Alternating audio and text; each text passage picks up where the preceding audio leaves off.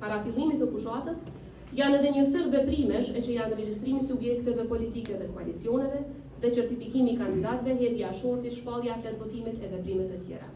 Për më tepër, duhen së paku 2 javë hapësirë kohore për mundësuar votimin jashtë vendit dhe duhet pasur parasysh që sipas ligjit të ri për zgjedhjet e përgjithshme, shtetasve që jetojnë jashtë vendit duhet dhënë së paku 15 ditë afat me qëllim të aplikimit dhe regjistrimit për të votuar. Në mesin e gjitha këtyre janë edhe procedurat e ndërruese e çka jo tjetër. Pra të gjitha këto e bëjnë praktikisht të pamundshme edhe datën 21 dhjetor, jedimisht data 28 dhjetor është data që kam vlerësuar se mbetet data e vetme e mundshme, sado që edhe kjo datë paraqet deri diku sfida për KQZ-n.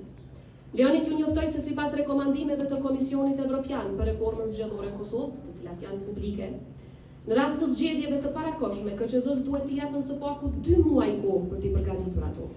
Meqense ne në kushtetut e kemi të përcaktuar që afati maksimum është 4 vjetit, atëherë si presidente e kam për detyrë që të jap afatin më të gjatë e jo afatin më të shkurt në mënyrë që të kemi mundësi të eliminojmë së paku disa nga sfidat e organizimit të shpejt të zgjedhjeve, sado që po e përmend jo të gjitha do të eliminohen edhe në datën 28 dhjetor, por me shpresën që